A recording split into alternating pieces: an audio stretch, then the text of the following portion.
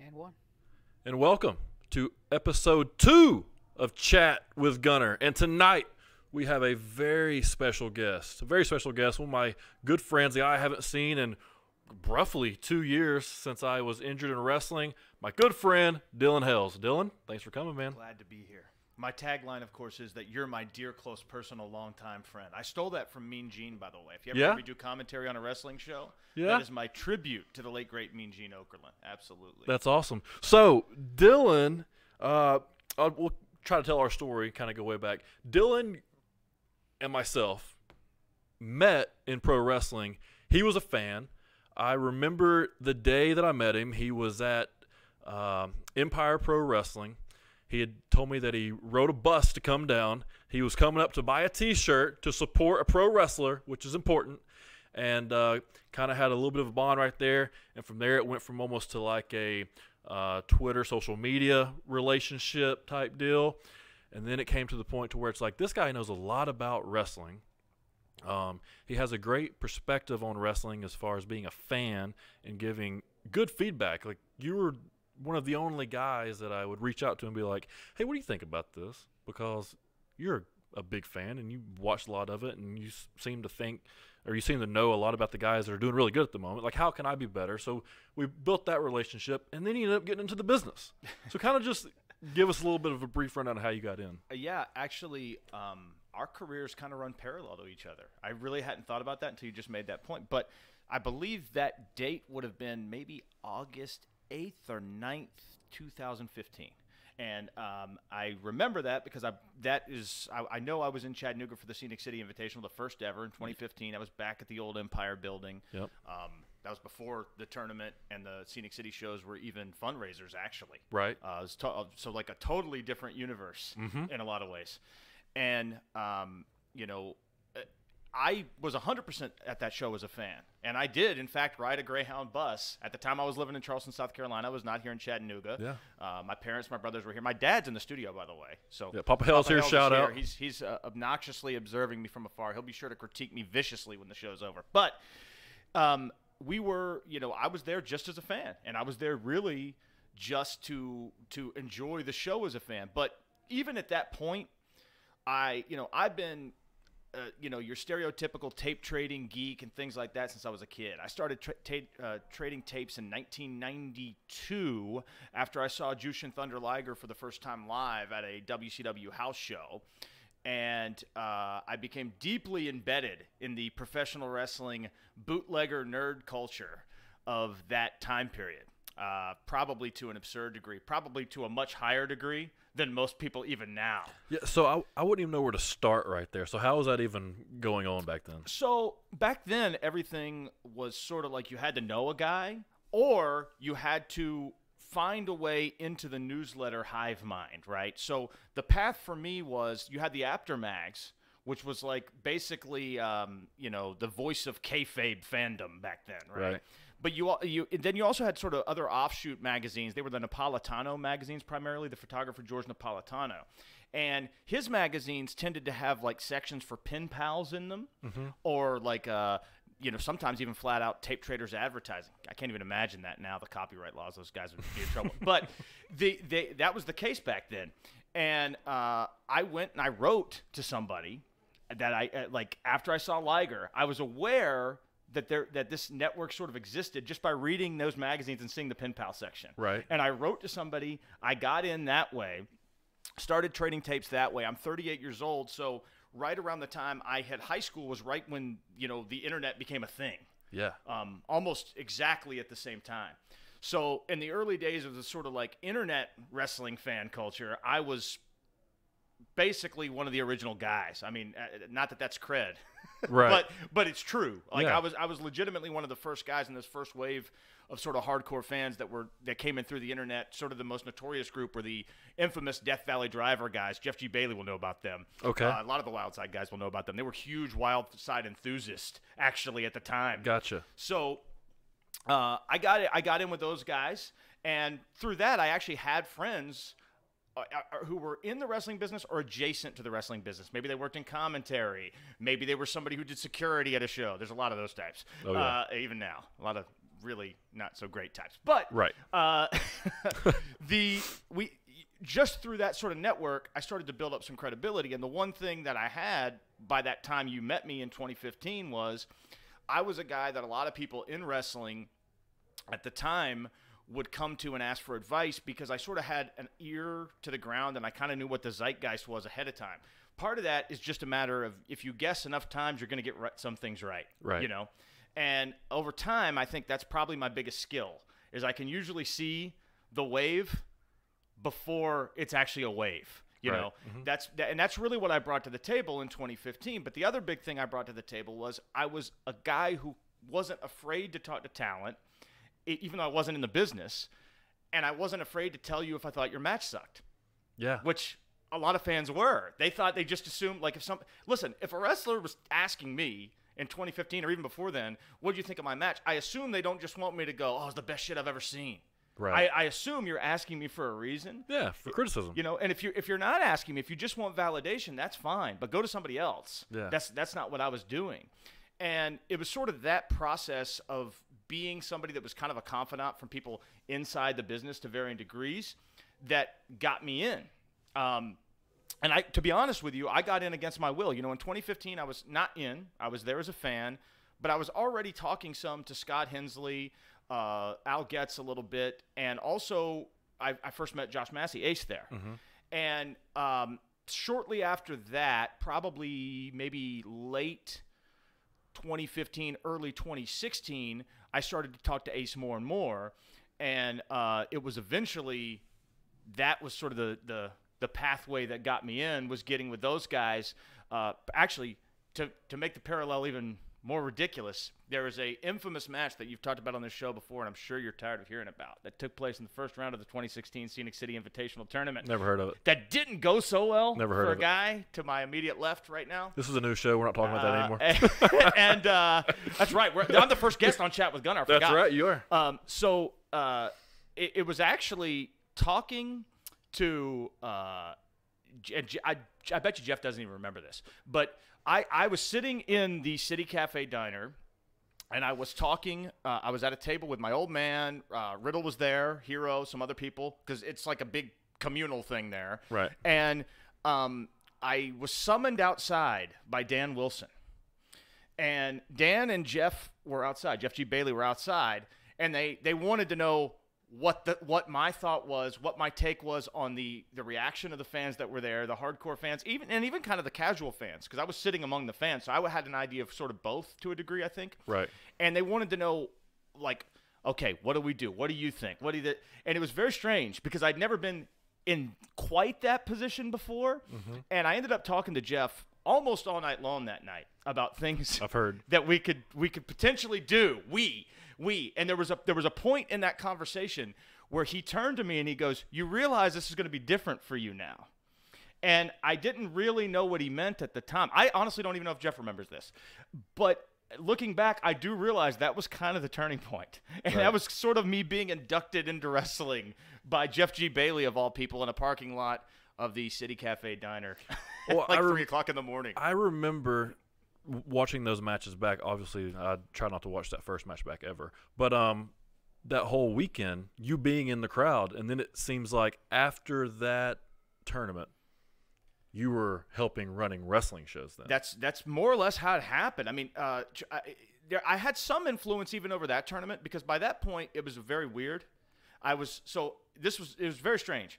So I was talking to Hensley, and I was talking to Al Getz, who was part of the team at the time, and I was talking to Josh, Ace. I'm gonna call them both. Yeah. So sorry, but like I was talking to all of them, but all independent of each other, and they were all doing the thing where they're like, "Hey, don't say shit to the other guys, but what do you think? Right. Do you think Riddle would do well if we brought him in?" And I was like, "We got to bring in Riddle. How's that even a question?"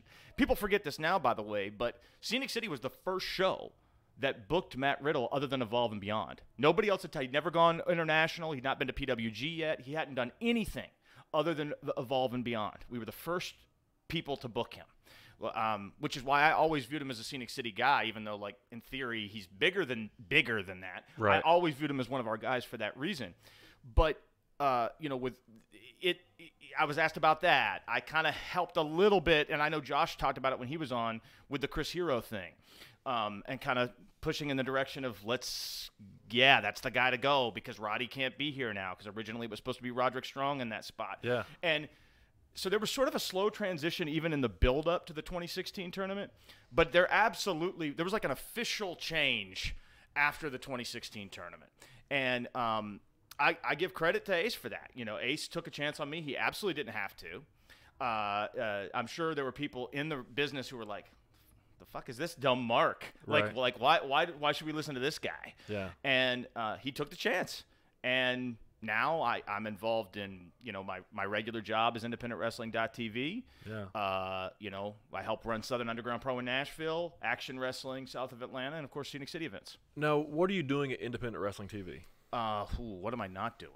So for people who don't know, independentwrestling.tv or iwtv.live. This is the commercial part of the show, by the way. So, that's fine. I'm just going to go into full shill mode here. Do it. We'll do it.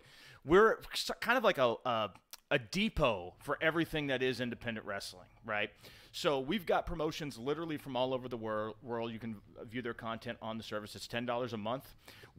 Last year alone, we did over 100 live streams from promotions all over the place. We're constantly adding shows to the network at all times. And I mean literally from all over. We've got content from places in Mexico, Australia, Denmark, not to mention like the bigger hub shows in the United States, Beyond Wrestling.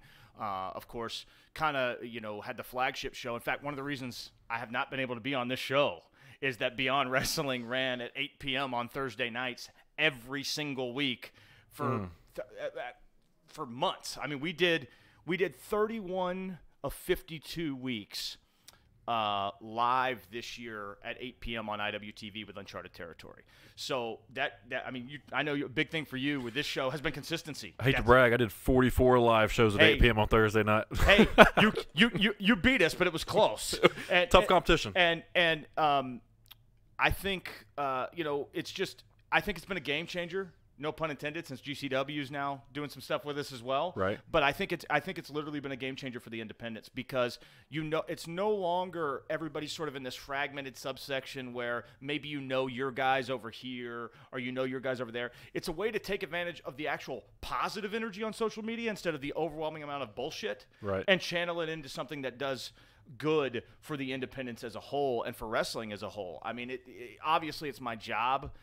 Am I being a little bit carny here? Do I want you to subscribe? Yes. I don't give a shit. I'll tell you straight up. I want you to go subscribe to IWTV.live right now. Absolutely.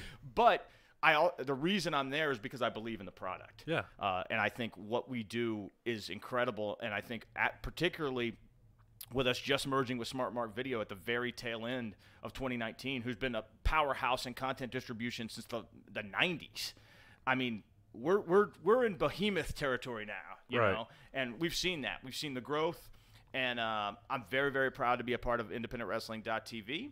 And, you know, I think it's created a lot of opportunities for a lot of guys in wrestling, and not just these paper opportunities that don't mean shit. Right. You know, I'm talking about guys who have been able to get to the next level or at least make a living on the independents, which is now feasible, in part because of platforms like that. That's awesome. That's really good. I like that a lot. See, it was Powerbomb TV when the last time I was, I guess 2017, right? Yes, Is that what it was? yes, it started as Powerbomb. Then literally got hurt, and it became Independent Wrestling TV. Yeah, it probably wasn't too long after your injury. Yeah. I forget exactly what the time frame on that was. Technically, I've been with the company from the very beginning, but in the early stages, my responsibilities were way more limited. Now I'm doing everything. Right. Like I'm reaching out to new partners and they're reaching out to me. I'm helping release the content. I'm helping get the social media game going. I'm dealing with sort of basically inputting the details and the descriptions on the hundreds and hundreds of shows that we get. Right. I'm troubleshooting problems from promoters as they come in and trying to figure out how we can fix them. Yeah. I'm kind of trying to literally, my boss will tell you this. If Gerard watches, you should, by the way. But he you know, part of my job is kind of helping him organize his day. You know, like, all right, these are the 10 things we got to do. I don't care that you've got all these other things we got to do. I don't care. These are the 10 things we got to do. Right. Because as you know, I really don't have any problem telling somebody we got to do this shit. Right. No. And that's a good thing. Somebody's got to do it. How many people work there? So that's a tough question to answer, and the reason why that's a tough question to answer is we've got, with the SmartMark merger, the SmartMark team is kind of on board now, but they're effectively, at least for the time being, it's kind of a separate division sort of thing. They're involved with our live event production and things like that. Gotcha. So you're probably looking at maybe between 10 to 12 people between the two, maybe slightly more than that are kind of, that's a primary focus of their day. But then we also deal with a wide variety of video editors and things of that nature that are not employees per se, but they do, a lot of their business comes from us. Right. And you know how wrestling is. Yep. And in some cases, a whole lot of their business comes from us. Right. So it effectively they're on their own, but they get plenty of work through independentwrestling.tv. Right. Typical wrestling. Yes. Typical wrestling. So you got that going on, and but you're also helping promote some shows, and one of those being the Scenic City. Or are you booking that? Is that how that's working? Are you involved in action too? Yes. Okay. So so basically, so at Scenic City, there's really three people. It's myself, Scott Hensley, Matt Griffin, and I'm not gonna lie to you. Like on the promotional end, I do some. I think it's fair to call me a promoter. I do a lot of the social media stuff, particularly for the tournament itself. I've been able to, I think myself and my dad especially have been able to kind of spread the word and make it a bigger destination event, and things of that nature. But a lot of the on-the-ground stuff is really done by Scott, and I think he's really stepped up his game, particularly in the last year. I think if you look at the live attendance for events this year, I think it's borne out that he stepped up his game. In 2019, the Rumble did a really good house at East Hamilton. The tournament did very well this year, was up a little bit from last year. Not as much as some people publicly speculated, which I thought was odd, but it was up some. And then the Showdown event did well in East Ridge, not great, but it did well. And then our event in Sale Creek did tremendous. That's what I heard. Yeah, I mean it was. I mean, we almost had to open up the other side of the bleachers, and as you know, that's good. Yeah, that's a good problem to have. Good market though, like a little niche market. Sometimes those smaller towns, man, they're hungry for entertainment. Yeah. And if you present them something with clear heroes and villains and things that they can get invested in, it works. So, but a lot of that really the credit should go to Scott for the local promotion. I don't want to say that I'm the primary booker. That's not fair because we book as a team. I think that it probably is fair to say that I voice my opinions in a very strong way when we're booking. Yeah. But I wouldn't call myself the primary booker. At Action, Matt's the point man. He insisted, I found out later, that I be nominated with him for the Georgia Wrestling History Awards as a co-booker. I have some thoughts on those awards we can talk about later if you like. But I really didn't. I mean, I don't want to say I didn't care. It was nice that he did that. But he books the talent there, and I kind of help him lay out the cards and kind of plot some angles. So you're more of a matchmaker than a booker. I would say I wouldn't even necessarily use the term. So I would say that I'm kind of like a hyper agent. Right? Okay. Like an agent on steroids. Gotcha. Where it's like, okay, because like we had a call last night. All right, we're going to lay out this whole card, right?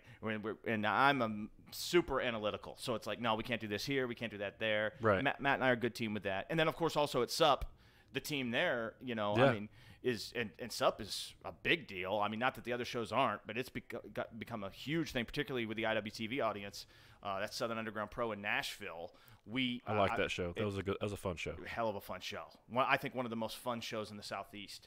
And we, there it's myself. He'll be mad that I'm saying this publicly, but I don't care. Kevin Koo, Dominic Guarini, Jesse Butler, and Brittany really is a part of the team too. Most of the sort of broad strokes booking at this point at SUP is done by me and Koo. Gotcha. But not all of it. Dom has a voice. Jesse has a voice. Brittany. Gotcha. That's a good group. I like that group. They're always fun people. Yeah, Fun we're laid back. We have fun there, and we still try to present a show that makes sense. Lots of times with those bar shows, it's just throw shit at the wall, try to get laughs from people and whatever. Yeah. Sup is a very story-heavy show. Like, we've had multiple shows where, like, people are left screaming and cursing. They're so pissed off at the end of the show, you know. Right. That's good. Oh, it's great. I stupidly got curb stomped at the end of the show one time because I felt that the situation called for it. That didn't feel good. Right. You know, and Sup has been a very good vehicle for a lot of guys, Yeah. including your favorite wrestler of all time, Marco Stunt, actually. Yes. So that's, you know, that's, I don't want to say that any of those shows matters more to me because it's not really true, Right. but they're all different. Yeah. All of them are different, you Yeah. know? So it's cool. I get to do a bunch of different things in 3 totally different cities. Right. Like, I'm basically in every market that matters along that little stretch. Right. It's like Atlanta, Chattanooga, Nashville. Yeah. Great. Speaking of Marco, Yeah, let's talk about him. let's go ahead and talk about it. So, I like Marco. I know that. I think that's the issue that nobody knows. Like, I've met Marco. I like Marco. That comment was, I guess, I mean, it was stern and it was it was blunt, but also very much taken out of context. If you know me, you know, so that's the problem with social media. Like, you can say something with text and write something, and it'll get blown out of context because it's only words and not how you actually say it. If I would have said that exactly how I wrote it, I don't think it would have been as big of a deal as it was just being there on paper. That could be true. You know? I mean, I like, look, I'll give my thoughts on it. Yeah. So I admit that I'm biased. Marco's a friend of mine. I'm also biased because Sup is really the first place where he really took off. And he said so himself, by the way, on Jericho's podcast, I think just last week. Yeah. So, you know, we were really the first place that gave him the ball and said, run, you know. But if you look at how Marco was presented at Sup, I was very careful about how we presented him. Right. You know, I do think, and he knew that, and he knew how to play his character. In fact, I'll just say it. Right before you got hurt, we had talked about the idea of you doing something with Marco, very vaguely, and it wasn't necessarily like a planned angle. There was no detail there, but there was a brief discussion of, like, even if it was something as ridiculous as you pounce Marco out of the ring or something.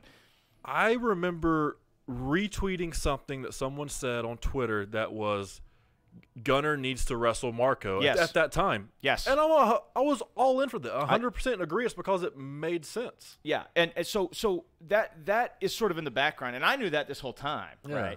Right. The other thing is, like, so here's my opinion on Marco himself. And I guess the bigger question, I think it's almost unfair to make this exclusively about him, because I think the bigger question that you're raising and that some other people have raised is the idea of credibility in wrestling and where you draw the line, right? I think that's fair. Right. Would you say that's a fair characterization? That's fair, yeah. Okay. To me, the answer is different for everyone, all right? There really is only one answer to that question that matters at the end of the day, and that's what the market decides. So if the market decides that Marco Stunt is credible, I mean, you can have your opinion. Yeah. But it doesn't really matter in the sense of the overall wrestling market has decided he has his place and we want him in it. Now, does that mean that I expect everybody to be able to suspend their disbelief? No. But I think that argument is kind of an interesting one because I think it's very selective. I'm going to give you an example. Let's say you got a guy who's 60 years old, has an artificial hip. He's been wrestling forever, you know. A lot of the same people who were ripping Marco Stunt and saying he had no credibility would turn around and be, you know, they'd be a pig in shit talking about how great it was that they got to see this guy or work this guy or do whatever with the very literally physically handicapped Social Security recipient that I'm talking about. Now, look, you can say a lot of things about Marco Stunt, whether or not you think he's credible, and I have no problem with somebody having a different opinion than me on that. But my opinion of your credibility, if you have no problem with a 60-some-odd-year-old man limping out there and you're selling for their punches like you just got hit by a car, come on, fuck off. Like, that's not a serious opinion. I'm sorry. Like, that's the part that bothered me is, you know, you got to be consistent. And don't get me wrong. Some of it is the presentation. You know, if some of these older guys, God, I wouldn't fight them now. Right. But you and I both know that there are some guys that are around the scene that still get bookings and they still do some stuff, and nobody has a problem with them. And I think a lot of it is a lot of people just want to have an attachment to the past, and a lot of people just hate stuff that's new. I think a lot of the attacks on Marco, not necessarily yours, by the way, Right. are from people who just don't like things that they think are not the wrestling they grew up on. And here's another point that I want to stress that's directly germane to that. So I'm not going to make this political, I promise, right? But I'm going to use my own politics for an observation here. Okay. Everybody hates my politics because I'm an anarchist, you know. I don't believe in standing armies or the income tax. God forbid. Ooh, how terrible. Right. Right? So I don't believe in those things. I don't agree with them. I think they're wrong, or at the very least a lot more trouble than they're worth, all right? But do I pay my income tax? Yes, I do. Why? Because I don't want to go to jail. And that's the point that I would stress to people who think that they can change the rules and the paradigm of what pro wrestling has become. Right. I accept your criticisms of it. They're valid. I think you should be allowed to publicly express them. And I think you should try to change them if you think it's bad, by the way. But if you're not willing to play by the game that you're in, you have zero chance of winning. Zero. You are destined to lose, and you will pay a price for it. Is that fair? No. I agree that it's not fair. Right. Life's not fair. Wrestling's not a meritocracy. Should it be? Maybe. I tend to think most guys in wrestling that are really, really good rise to the top, but there are guys all over the place that are amazing wrestlers that, like, I mean, I'll use an example. Jeremy Wyatt. You probably never even heard of him, okay? Jeremy Wyatt is one of the best wrestlers on the planet. I don't think it's even close. He's a guy that all of your mentors would probably love, right? Right. I would compare him I would kind of compare him to Tempers, to Sean Tempers, Okay. right? He's been doing it in the Midwest for years and years and years, okay? And he's on some shows that are kind of big. St. Louis Anarchy, streaming live on IWTV this weekend. Right. But also Journey Pro. But the thing is, if it was purely merit, Jeremy Wyatt would be the biggest name in independent wrestling, if not already signed. Instead, he's a big name in that territory, but that's kind of all there is for him right now. Do I hope he breaks out and does more things? Yes, but he's also 41. You know, he's been doing this for a long time. He's Really? a veteran. Yeah, he's phenomenal. So what is it that holds him back? I think he is one of these guys, and there are a lot of guys. There's a lot of guys that both you and I know that fall into this category, that the infrastructure was not there in his region at the time that he was at his peak, and at the time that he was willing to eat shit, right? Because when you're a younger guy, you're willing to eat shit. Now, don't get me wrong. I'm not saying that Wyatt wouldn't take some of the risks that other guys take. I think he has. We've had him at SUP before. He had a very good match with Jaden there. But I think he wrestles Nick Gage tomorrow night, by the way, Wyatt. So that'll be wild. But the thing about Wyatt is, like, he's kind of caught in this logjam where he's a veteran. Everybody who knows about him respects him and thinks he's phenomenal. He deserves a certain amount of money. He's also one of these guys that it's hard to bring in for a single shot because what he does is tell stories. You need him for 3, 4, 5, 6, 7, 8 shows to really maximize his value. Right. Well, the problem with guys like that is, how are you going to go to that guy and pay him the money that he's admittedly worth if you've got a bunch of other guys that are willing to come in for cheaper, or that are closer, or that there's less of a travel risk? So Right. it's a confluence of circumstances. And unfortunately, that's what life is. Now, don't get me wrong. I'm that guy's biggest cheerleader in the world, and I'm going to do everything I can to help him do more and more and more on the independents. Right. Just like I've tried to do with Daniel Makabe, who won the Scenic City Invitational this year. Another guy who's in his late 30s and has been killing it in the Pacific Northwest for years. Never heard of him until I saw he won the Scenic City. Yes, I mentioned that. he's been killing it for years in the Pacific Northwest and as a totally unknown. And he's another guy, by the way. All those sort of veterans, all the sort of old guard guys, they all loved him at Scenic City. And guess what? The hardcore fans do too. Doesn't have to be either or. But guys like that, they should have broken out a long time ago. Now, we're fortunate now because we have the infrastructure. We have things like IWTV. It sounds like a cheap shill, but I'm just using it as an example here. Yeah. The infrastructure's there. For years, there was no infrastructure, particularly in the Southeast. It is a crime. It is a fucking crime that Sean Tempers is not a millionaire in professional wrestling. It makes me physically angry That guy was too good to have not made real money in wrestling. It is a disgrace. And literally, I see it as my mission in wrestling to make sure that there is never again a guy the level of Sean Temper from the Southeast who wants to do more and can't because the fucking infrastructure isn't there. There's no excuses. It's 2020. Get your shit out there. Fucking network. Utilize the tools you have. I don't want to hear about, now listen, if you just want to work 1 or 2 shows, if you're happy to be a 40-miler that's a good veteran guy from learn from, I have no qualms with those people. Right. I think they're very useful for wrestling. But if you're somebody who wants to make it, actually wants to make it in wrestling, fuck. You know, like, I mean, I don't blame Tempers for that, by the way. I blame the fact that the infrastructure was not there. The promoters were not doing their job.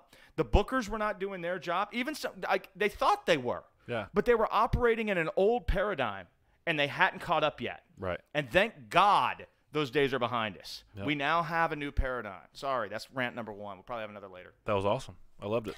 So I did a top 5 list of top 5 guys I worked. Couldn't even remember them. But number 1 was Sean Tempers. How could it not be? The guy taught you how to work. Literally, I was like, my first 15, I was like, Josh trained me. He did. And we didn't train much. I always say that. And he's like, well, we trained more than you think. Well, not really. We trained a little bit. And then I got in the ring, and Tempers was like my first – I was in a match with Tempers my first 15 matches, it seemed like. And that was like my training test. Like, sure, getting through those. And, dude, that was – you got better every match. Every match. If you – listen, I was at a show recently, actually, and you know what, fuck it, I'll tell the story. I was at a show recently, and Jaden Newman was going to wrestle Tony Deppen. And you know, I think Jaden's got a ton of potential. I think he's improved to a shocking degree in the last 18 to 24 months. It's almost not the same wrestler in some ways. But he was supposed to wrestle Tony Deppen, and this show is going on. It's the last show of a doubleheader in the middle of the night nowhere at Tullahoma as part of the GCW weekend. It's a Crux wrestling show, Crux versus GCW. Right. And that's Carrie's thing. Correct. Okay. And it's streaming live on Twitter. So there's this is like going to go straight into the heart of the hardcore fans and the critics. Yep. And Jaden's backstage, you know, and I was told he was sort of pacing around. And Nick Gage was back there, and Nick Gage told him, he said, man, if you can't have a fucking good match with Tony Deppen, it's time to hang him up. But then he kind of pep talked him up, because that Gage is incredible, by the way. Everybody should book him. Not only is he a draw, and a huge draw, I see the numbers, but he is just a tremendous locker room leader. He makes everybody better. But he talked Jaden up. They went out and had the best match Jaden's ever had, probably. Nice. But I look at Deppen the same way I look at Tempers. If you can't have a good match with Sean Tempers, get the fuck out. Yeah. Like you, I mean, you got no hope. Like that guy, and your first matches had no business being as good as they were because of how green you were. Yeah. But I don't think I ever saw you have a match with Tempers that was less than solid. Yeah. And I saw a bunch of them. Yeah. I mean, that was the first 20 matches I ever had. Every other week with Tempers. It was great. I loved it. Made me look 10 times better than what I was. Wouldn't it be great if you could wrestle Sean Tempers every week? Dude, I want him to come back. I want one more match with Sean. I've wanted a match with Sean and a match with Ace. Well, we'll wish Ace well, by the way. Yeah, man. But, he just had surgery. Yeah. So. Shout out to him. But maybe you'll get that when he heals up. I don't know. You know, maybe. See. We'll see. I kind of took the back seat to a lot of it. You know, I like talking to you about like independent wrestling because I feel like you are independent wrestling. I swear that's kind of like when it came to Twitter and like rallying the troops. Like if you had like your blessing on Twitter, like that got you bookings. It did. Like it did for me. I can say that for a fact. You got me bookings. I'm not fully comfortable saying that, even though I think that is that is certainly true in some cases. And the reason I'm not comfortable saying it is because I think I try to only help guys who actually deserve it. That's number one. Our letter A, I guess. And B, ultimately, I'm not the one taking the bumps. I'm not the one doing. I mean, you know this from riding with me. Like when we did road trips together. You know this from riding with me. Like I'm old. I'm older than most of the guys I rode with. I'm 38. You know, I'm older than a lot of the vets who don't like me. You know, but if I'm in a car with somebody, 38, bad knees or not, if I'm not taking any bumps, and I ain't, by God, I'm not going to – I'll be the one who sits bitch. I'll sit in the middle. I'm not going to – I'll take it, whether it's 9, 10 hours. I don't give a shit. Right, yeah. Because I know what the score is with that kind of shit. I know it sucks to be in the car to begin with for that long, but yes, I could and still can help guys get booked, but I don't get them booked. It's their ability that gets them booked. And if you're a liability or if you don't understand networking, I mean, I can't. That's really the name of the game. Right. You know it as well as I do. Yeah. Well, the game can flip on you because when I started being a little vocal with some of my opinions, and listen, I am all for anybody can have any opinion. I can literally disagree with anybody and be best friends with them. I'm able to do that. I think you're able to do that. I'm an anarchist. I have to be. I mean, it's okay to disagree with people. So I say some of the things that I said, and you don't agree with me or whoever it is, but these same people that I would consider your friends or people that you're associated with in independent wrestling that would book me like high on their card, which means obviously they think highly of me enough to do that.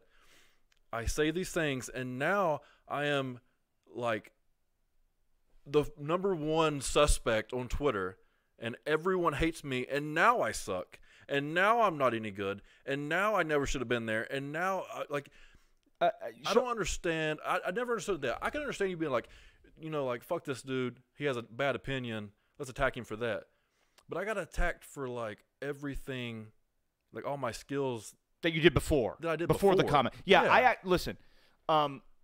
So I don't think there's any question that social media encourages people to be fickle, and I also think it encourages people to. I don't know quite what the word is. It encourages people to sort of have an immediate response to things that maybe you need to think about a little bit more, right? Right, absolutely. Now I will say this: you were deliberately shit stirring. On purpose. And now I have no objection to that. By the way, I don't give a shit what anybody does. Right. But and I told you at the time I didn't understand what the fuck you were doing. Full disclosure, I'll tell you flat out. I was like, I have no clue. I don't. We get texted it. about it. We were talking while I was doing it. Yeah. So I kind of understand a little bit more. Whether I fully agree with it, it doesn't really fucking matter to me. Yeah. We're going to be friends regardless. Right.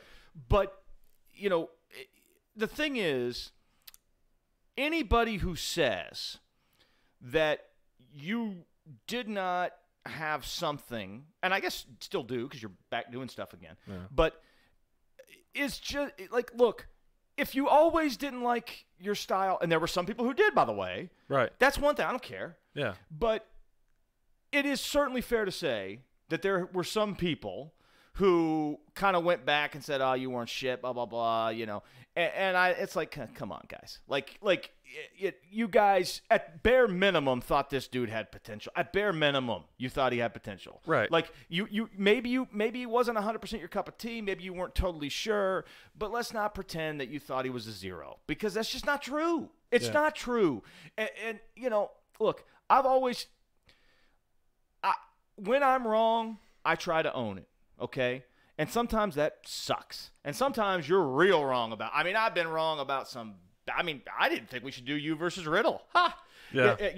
And it wasn't because of you. It was because I didn't think, talking back to the 2017 SCI here, I didn't think that we should have Riddle beat Tank, you, and Joey, all Chattanooga guys, in the same tournament. I was like, Jesus, that's a lot. Right. But guess what? I was wrong.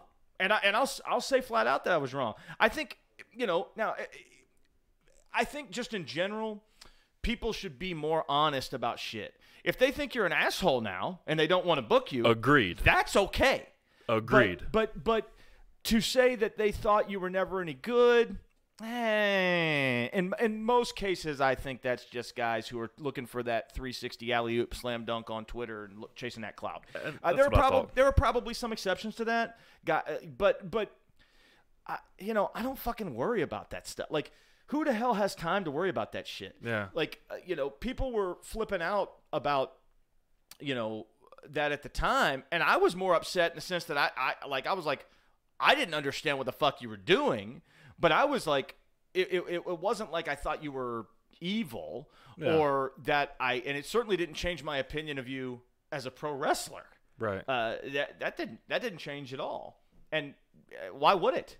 The two things aren't related. Other than maybe, you know, you probably did some things that wouldn't be wise from a networking perspective. But I mean, from an in-ring perspective, I don't see how you could be criticized for any of that. Right, and I get it. It is what it is. But that was the only out of everything. Nothing bothers me, but of everything that kind of like chipped at me a little bit, it was that. It was like, man, I put a lot of effort in all this. Like I've done everything right you was supposed to do, leading up into saying some of the things that I said. So if you don't like what I said, you can call me an asshole, but don't discredit everything that I did. You know, that was, I agree with that. I don't think that's fair. Yeah. I think that's I agree with you. I don't think that's a fair thing to do. You know, like. It's kind of like when somebody gets canceled now. More often than not, when it happens, in my opinion, and we might not even agree on this, I don't know, but I think more often than not, when it happens, it's kind of maybe cancel's not the right word, but people doing shit and getting called out, I have no problem with. But the idea that you then retroactively say, "Well, I really didn't like this," right? Come on, like it doesn't mean like. If it turns out that, you know, some guy that you're a fan of the art of, for example, this is really extreme, and I'm about to tangentially compare you to Adolf Hitler, so just go with it, Gunner. Let's go. If somebody you really don't like, or somebody you really did like as an artist or whatever, gets outed as a secret neo-Nazi, it doesn't mean that if you that you then have to say everything they ever did is terrible and the worst thing ever, or you really love Hitler. That's not how this works. Right. You can, you know, right. that like you can criticize their character, think they're an asshole, think they're a piece of shit, want nothing to do with them going forward. You can even kind of have a little bit of regret for ever supporting them, maybe. Right. But the idea that it means that everything they did didn't matter or that it didn't appeal to you previously, that's just dishonest, and I don't see why people do that. I don't get it. I mean, so I get what I've been wanting to talk to you about this ever since it happened, so that's why I'm talking about it right now. So, I get the fact that what I said rubbed people the wrong way, and that okay, backtrack. At UTC, we had social media class, and at social media class, and I was great at UTC. Listen, face the team captain, the whole deal. I did a great job of monitoring social media. Now, I had teammates that would do things that I was doing then, like on the team, and they would pretty much get kicked off Twitter, kicked off the team for saying some of the same type things I was saying about wrestling, but football related, like about like this coach sucks, can't believe he didn't play me, like that type stuff, right? Yeah. So, because I knew you can't be that honest. Yes. Because I didn't want to lose my network. When I got hurt, and I was kind of done with wrestling, I'd always been going. Ever since I was 4, it's been sport, never having a break. So when I got that break, it was almost like all this pressure was lifted off my shoulders, and it was like, sit back and look at it a little bit. You know what? Let's just say how we really feel and see how people react. And then I found out people just didn't like some of my thoughts. But I wasn't afraid to share them. And then the more people that didn't like what I said, I was like, you know what? Fuck them. I'm going to tell them really how I feel now. And it just kept snowballing and snowballing. And if I'm looking back on it, was it the smartest thing to do if I want to get into pro wrestling? No. I know that. I'm not an idiot. But the bright side about that is pro wrestling is not like what makes me money. Well, yeah. And I think that there is a distinction there, right?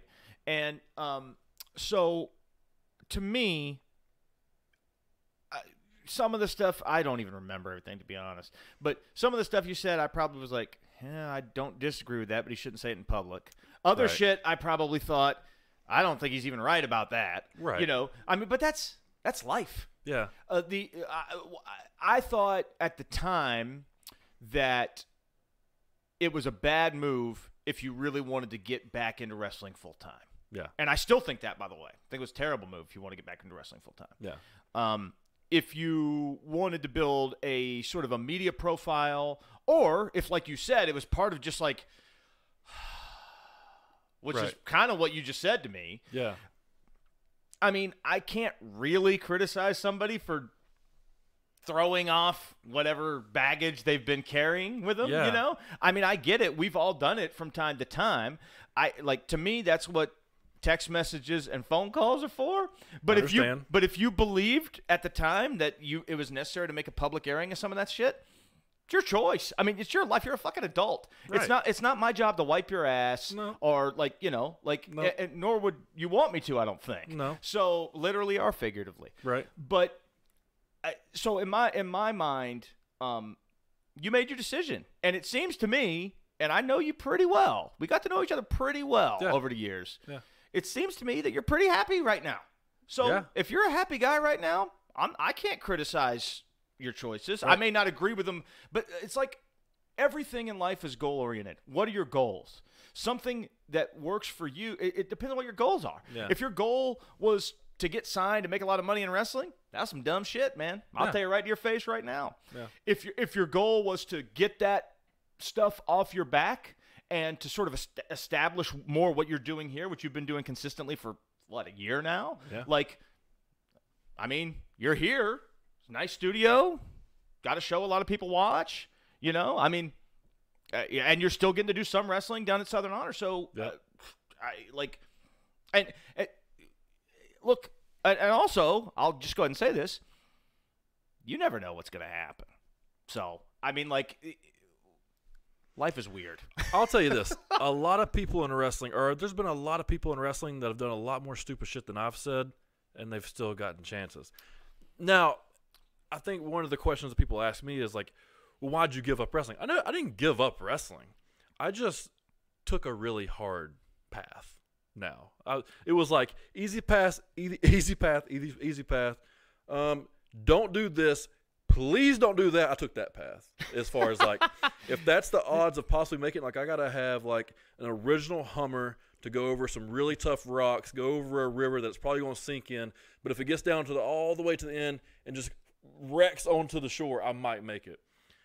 I have I'm a very realist. I get it. I think that like guys can make it doing the independent scene, doing like the hustle and the grind. Sure. But you can't. You have to go all in with it. Yes. It's not something that you can like have a logistics job and do 40 hours, 50, 60, 70 hours a week, and then travel Thursday, Friday, Saturday, Sunday, get back and do a logistics job. Because I did that for 2 years, and I was miserable. There's an expiration date. Yes, I think that's the point. I mean, there are guys who do it, right? There are guys who do. I don't know what the hell people's fucking regular job is, and I know logistics is more demanding than a lot. Let me be clear about that. Right. Super demanding, right? We were talking right before we went on air. My brother has a logistics job now, and he just started. So by no means am I taking any shots at the difficulty of that. But like, you can do it. But here's the thing. It's not easy, and you know, again, we were talking about this a little bit before we went on air. I came out of a punk hardcore DIY subculture where guys ate shit in the most egregious ways for years. You get in a van, you don't even fucking know if you got enough gas money to get to the next town. You have no clue if the fucking show's going to be canceled. The venue might cave in on you while you're playing. I mean, my old man came with me sometimes. How many times we go to shows and like you get there and the stage falls apart, Dad? Yeah.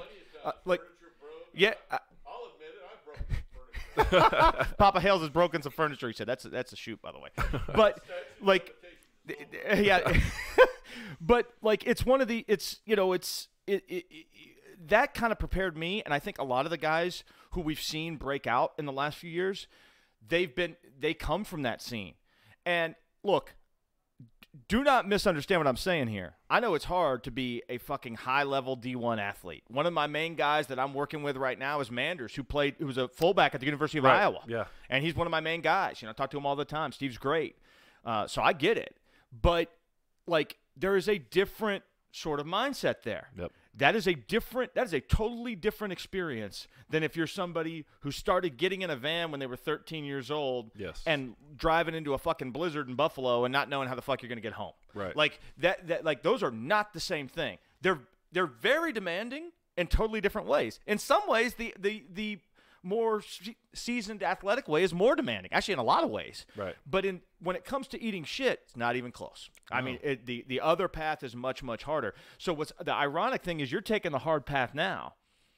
But a lot of these guys who are making it at a bigger level now, getting signed or being able to make a career on the indies, they're guys who ate shit start when they were like 16, 17 years old. Right.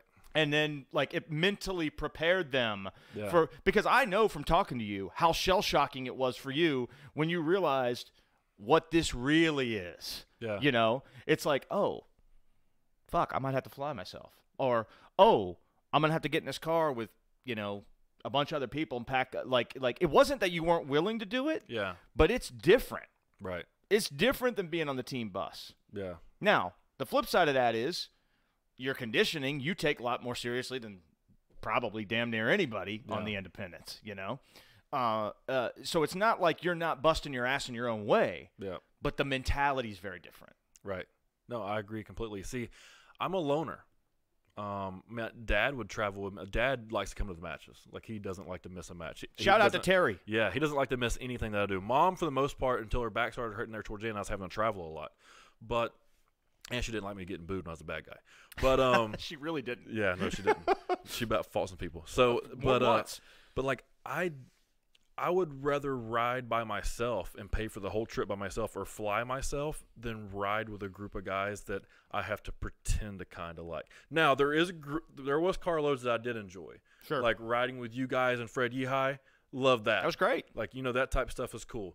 But riding with Josh and Sean and those guys and learning or riding with Tank or doing like those smaller trips, but going like 8 hours with somebody that I don't even really know, and I'm having to be more fake than I am in a wrestling ring. Like, I literally just can't do it. Like, those are not. It's not that I'm not willing to fit in. It's just it's not the people I run with, and I'm a loner. So I don't know. It was just tough. I get it. I mean, people don't get this about me because of how I am in general. Like, I'm not afraid to talk about anything. I'm not afraid to talk to anybody. Right. I'm like extroverted in that sense. Yeah. But I'm actually kind of a loner too. You know, Yeah. I don't really hang out with anybody. Like, Right. unless I'm at a wrestling show. I'm at home doing my work, doing my own thing, reading a book, listening to music. Yeah. And like, it's almost an annoyance to me when another human is in my presence when I'm in that zone. Right. And so I'm actually kind of sympathetic to that. Yeah. I probably have, definitely have a higher tolerance for certain things. Right. But, I mean, everybody's got different skills and different social things that they're willing to fucking do. Right. And I, like, you know, and by the way, if you're making those shots by yourself, boy, that sucks money-wise bad real quick. And that's what was happening. Like I make good money doing logistics, but a weekend trip doing Virginia, Chicago, Atlanta, or Tampa, Virginia, Nashville, those are expensive. Hell yeah. By yourself. And I was flying myself. Like, I'm real big on my body, so I know that being in a car tears your body up. That's awful. So I'm going to fly there so I can get a night's rest, sleep in a hotel, Uber to the place, Uber back, get back on the red eye, get home in the morning, Uber to the next place. Like, that was. And here's the thing: even if you're getting a relatively good payday, it ain't good enough. No. I mean, it ain't gonna cover even a third of that probably. Right. So, I look. But I'm also a realist. Like, I was Sure. to the point where it's like, I'm not worth getting paid a lot. I think that I'm good and I could be worth getting paid a lot, but who am I to go to Chicago or to New York or to Tampa or to North Carolina once a month, every other couple of months, and be worth it to them? You know? Well, part of the thing too with you, and you know, very, very early on, Jeff G and I talked about this a lot when you first started traveling and doing stuff. It was like, he might slightly object to this, but I don't care. I love Jeff, by the way. But he was kind of like your manager in state, and I was kind of like your manager out of state. Yeah. Because it was like, you would ask me, is this guy okay? Like, Right. you know, and like we would almost coordinate because the thing about your character and presentation is it doesn't really make sense to bring you in for a one-off. No. You know? It's like we talked about with Jeremy Wyatt actually earlier, Yeah. although in a completely different way. Right. Like, I mean, there's certain matches that maybe might make sense as a one-off, but by and large, Not really. your value was in building you to something. Yeah. Right? Building you either as this unbeatable babyface or this unbeatable heel. I think better as a heel, frankly. Mm-hmm. But that's the value. You know, like your value was not in just being like, here's a dream match. First of all, that wasn't your style. No. Second of all, you never hit the point in popularity. You were starting to get there right when you got hurt. Yeah. You never hit the point in popularity where that would have even been viable, right? So it's just it is what it look. The biggest fucking takeaway from this whole show is how weird wrestling is. It is, and how timing is perfect. Like anything that you do, it's not luck. It's literally like hard work and timing. So you just mentioned that.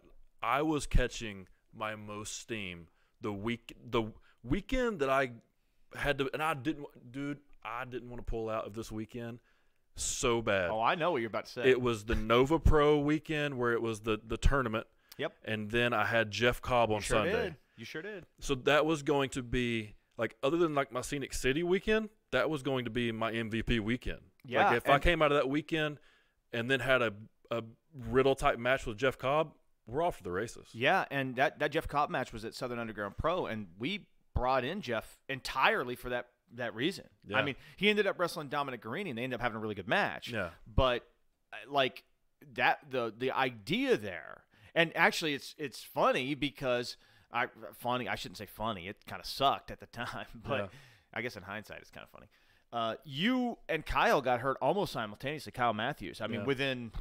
God, a week and a half, maybe. Yeah. So it was like, and Kyle was supposed to be on that show too. That was supposed to be his sub debut, and of course, obviously, Scenic City Invitational was looming just a little bit out. I think maybe about 2 months before then, something like that. Yeah. So it was the end of May, early June. So it was a very tight window, and it's just like, well, that like everything sucked, you know. For I know it sucked terribly for you. Yeah. It sucked awfully bad for me for a couple weeks. I can tell you. I bet.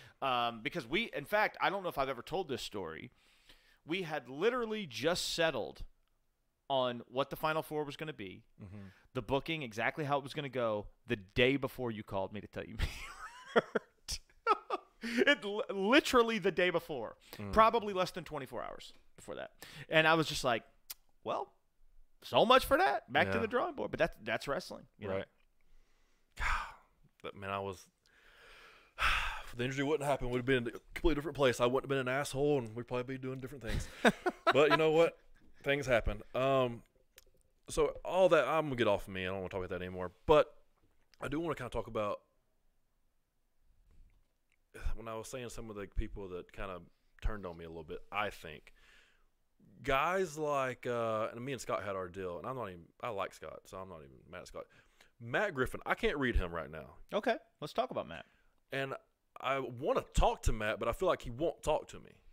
But I don't understand, and it's not like I've messaged him to have a conversation with him, because I don't message to have a conversation with somebody. Like, I want to talk to him like this, or even like in person.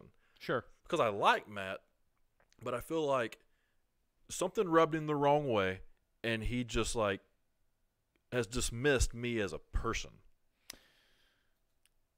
I don't know if that's true or not. Well, first of all, first let me say this. Matt's a grown up. He don't need me to defend him. No, I get that. And I'm not gonna defend him in the sense of I'm not his fucking daddy either, right? Yeah. Now he is a good friend of mine. Yeah. And he's a good friend of mine, really independent of wrestling. You know, he's one of the few people that I kind of go to with stuff that's non-wrestling at this point in my life. You know, I think Matt rubs a lot of people that are in your contingent. Let's just be honest here. Yeah. The wrong way. No, you know, and I don't entirely know why that is, because it feels to me like somebody decided along the way that Matt was doing something they didn't like, and then everybody just sort of jumped on board with that. Now, let me be clear. I'm not necessarily saying that like it's a fucking groupthink type thing and everybody, but that's kind of the way that tribalism works, you know? Yeah, it's two clicks for sure. Sure. And I feel like so one of the things people criticize Matt for, not necessarily you, although I've seen some of this from you, is, you know, oh, he puts himself over on his own shows. Yeah. Right? I've taken my shots. And I'm gonna be clear about that. A lot of the stuff at Action involving Matt was laid out by me. Now, not all of it. Right. I'm gonna be clear about that too. Not all of it, but a decent amount of it. And part of the thing is, at Action, we went through a period where all the guys we were getting behind as baby faces got hurt or they left or something happened. And then in the process of that, we were doing the angle with Team Tag and Matt, and it got really over. So then it's like, well, what the hell do you do? Right. Like, all the guys you were relying on to be your babyface anchors, Yeah. they're hurt. There's no time to build somebody else. Do you pretend that this story's not over because somebody might get mad about it and think you're putting yourself over? I mean, I guess we could have. I think the reality is, if you look at the numbers and what Action did, it was the right decision to run with that angle as long as we did. And I think we cut it off in the right way and in a way that really shocked people and ended up putting over AC Max strong in the end. So I think from that perspective, that's a criticism some people have levied that I understand to a degree, but I think it's one of those things where if people knew the interior workings, I think they might feel a little bit different about it. Maybe not entirely, but maybe a little bit. Yeah. The other stuff, it's like, I don't know what to say. Like, just being blunt about it, if I was him, I wouldn't come up here to do the show because I wouldn't drive all the way from fucking Georgia to come do the show with you. No offense. Right. Like, Right. I just wouldn't do it. And I mean, this is a great studio. You're very good host. Yeah. But it's just being realistic. Of course, I don't drive, so that's part of my problem. But Right. so that's whatever. But the Scenic City is up here quite often. That's true. Right. That's true. And I'm not trying to make excuses for him. Like I said, he's grown up and defend himself. But I think Matt has been very, very, very effective at helping his guys. And I think he's been very, very, very effective at building Action from literally nothing, right? This was a show that did not – I mean, to me, one of the biggest stories, I think – I guess I'll get into this now. I think the Georgia wrestling thing is a little bit myopic. Well, I think it's a lot bit myopic, and I think people need to be very careful about that. And I can explain why in a minute if you want to follow up. Yeah, sure. But I do feel like the big story to me with Georgia wrestling is that you've got these shows that have come out of nowhere, Southern Honor where you work, and Action, which is where I work in state, that literally didn't exist. Like, 2 years ago? I mean, they weren't there. I did like 2 action shows or 1 action show or something like that. You did wrestle Dominic Guarini on one. Did we have you on another one? What was the I other can't one? remember. What was it? I feel like you did have another one, but I can't remember who the hell it was with. I could have swore I did 2. Yeah, me too. It doesn't matter. Anyways. But the point is, I think that kind of is an interesting story. That these 2 shows that didn't exist are now like kind of universally accepted as like 2 of the top shows in that state, in a state where you can turn in any direction, throw a rock, and hit a wrestling show. Right. So, to me, that's an interesting story, and I think that's a credit to Matt. Does his personality rub people the wrong way? Probably. Evidently, it does. Yeah. I'll be honest, I don't fully understand what about it rubs people the wrong way. I'm sure my personality rubs some people the wrong way too. Yeah, so does mine. I don't. You don't say. I don't know. I'm gonna be honest. I'm a little perplexed by the Matt thing because I don't understand why people have a significant issue with the guy. I just don't. To me, I think I've seen guys who I like kind of take some direct shots at him, and also some sort of veiled shots, which like. If you take a direct shot at a guy, like, I get it, and I don't blame anybody for subtweeting or sub-Facebooking, if that's even a term. Like, I don't really blame it because sometimes you're trying to make a point without being direct. But Josh. but I actually wasn't necessarily thinking solely of Josh Massey, but he is an example, yes. But just just say it. I mean, like what's the worst that's gonna happen? If you really got the issue with the guy, what's gonna happen? You fucking block each other and you're out of each other's lives? Oh God forbid. Right. So like I don't know. I mean, has Matt made decisions in wrestling I don't agree with? Sure. But by and large, we're on the same page. Yeah. I think he's a good guy. I think he means well. I think this idea that he's out here like trying to play wrestler or whatever that I've heard some people say, like, I mean, if he was wrestling for like his title or if like he was wrestling on every show, or if the angle we got into was not over and didn't kind of have to take the place of a lead angle with a babyface and a heel over the title because of circumstances beyond our control. Yeah. I might actually even agree with that. And he would say, and he knows, and by the way, I've had a conversation with him. We got to a point with the angle where I said, this has to be it. We can't go any longer.